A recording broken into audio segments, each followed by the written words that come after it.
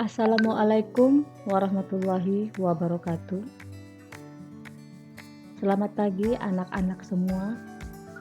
Masih tetap semangat untuk belajar dari rumah.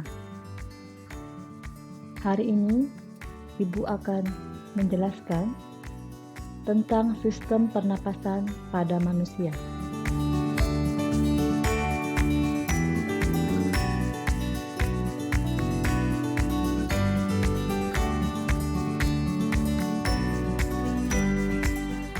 Adapun kompetensi dasar, ia adalah menganalisis sistem pernapasan pada manusia dan memahami gangguan pada sistem pernapasan serta upaya menjaga kesehatan sistem pernapasan.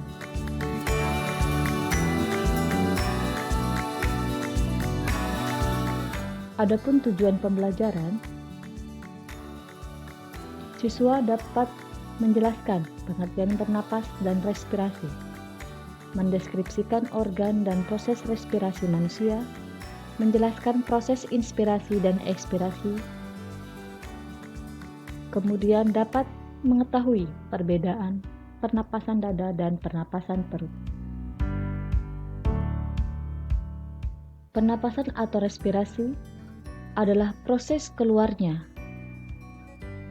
karbon dioksida dan masuknya oksigen ke dalam paru-paru yang selanjutnya diteruskan ke seluruh tubuh melalui pembuluh darah, atau proses pembakaran sari-sari makanan di dalam sel tubuh dalam rangka menghasilkan energi. Proses pernapasan ada dua. Yang pertama, inspirasi, di mana proses masuknya oksigen dari hidung menuju ke paru-paru yang selanjutnya diteruskan oleh darah ke seluruh tubuh. Dan kedua, ekspirasi, yaitu proses keluarnya karbon dioksida dari tubuh melalui hidung. Di sini dapat kita lihat alat-alat pernapasan pada manusia. Alat pertama adalah hidung, kemudian ada faring, laring, trakea, bronkus, bronkeolus, paru-paru, dan alveolus.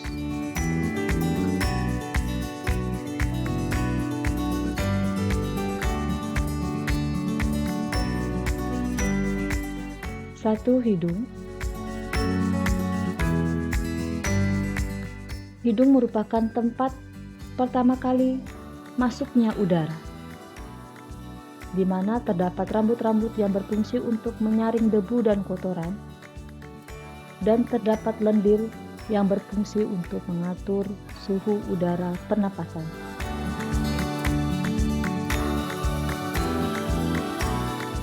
Dua, faring merupakan simpangan saluran pencernaan dan pernafasan dan saluran kerongga hidung.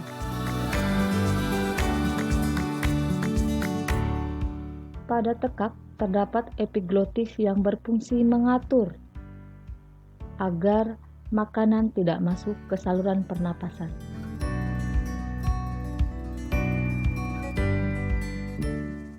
Ketiga, pangkal tenggorokan.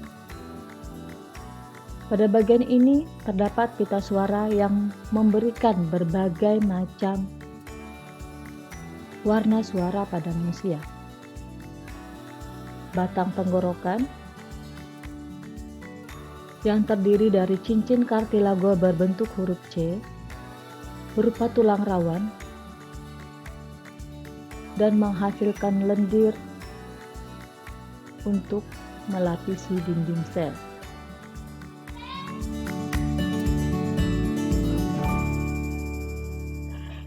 Bronkus merupakan percabangan dari trakea.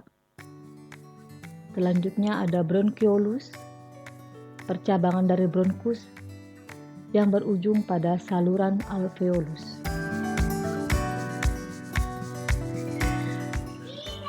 Paru-paru merupakan organ pernapasan utama di mana terdapat cairan yang berfungsi untuk melindungi dari gesekan ketika paru-paru mengembang dan mengempis. Dan bagian terkecil dari paru-paru adalah alveolus. Alveolus berbentuk bola, di mana permukaannya terdapat banyak pembuluh darah kapiler yang berfungsi sebagai tempat pertukaran antara gas, oksigen, dan karbon dioksida.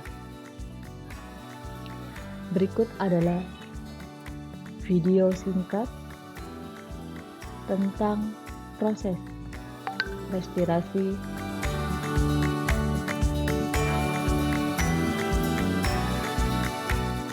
pada manusia.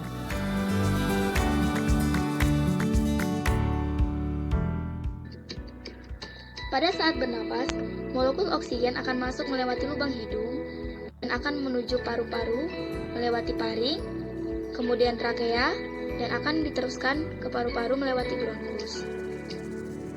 Udara dari dalam bronkus akan diteruskan menuju alveolus melewati cabang bronkus yang dinamakan bronkiolus. Dari dalam bronkiolus, udara akan diteruskan menuju ke alveolus untuk terjadi pertukaran antara oksigen dan karbon dioksida. Alveolus dikelilingi oleh banyak pembuluh kapiler. Alveolus terdiri dari ruangan-ruangan kecil yang dinamakan dengan ruangan alveolus. Di dalam ruangan alveolus terdapat banyak pori-pori. Pada pembuluh kapiler terdapat banyak sel darah merah yang nantinya akan mengikat molekul oksigen. Sehingga molekul oksigen dari dalam alveolus berdifusi keluar menuju pembuluh kapiler dan akan diserap oleh sel darah merah.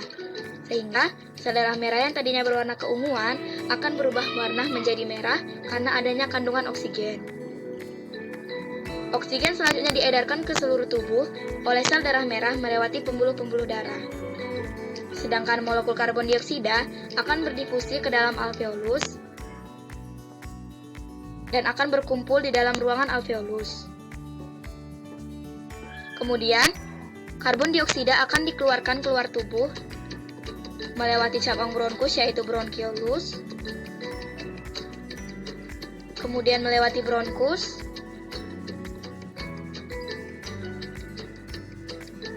dan selanjutnya menuju ke trakea, dan pada akhirnya akan dikeluarkan keluar tubuh melewati lubang hidung. Proses menghirup udara dari luar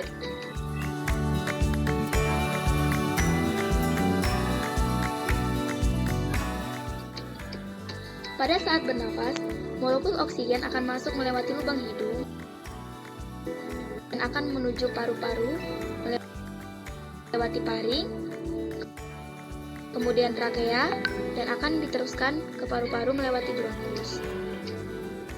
Udara dari dalam bronkus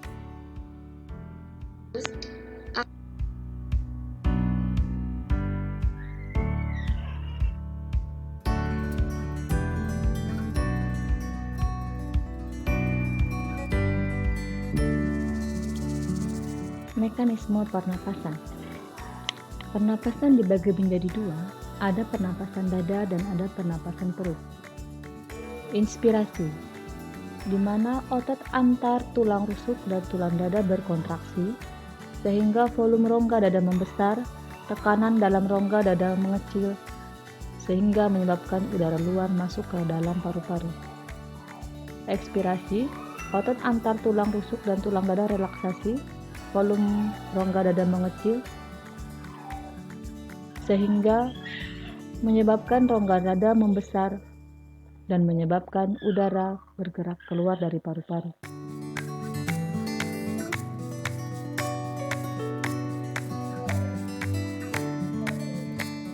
Kemudian pernapasan perut. Pada pernapasan perut, mekanismenya melibatkan aktivitas otot-otot diafragma yang membatasi rongga perut dan rongga dada. Pada proses inspirasi, otot diafragma berkontraksi, rongga dada membesar, paru-paru mengembang, sehingga udara masuk ke dalam paru-paru. Sementara, pada proses ekspirasi, otot dada relaksasi, diafragma kembali ke keadaan semula. Rongga dada mendorong paru-paru sehingga mengempis dan menyebabkan udara keluar. Berikut adalah mekanisme pernapasan dada, dan pernapasan perut.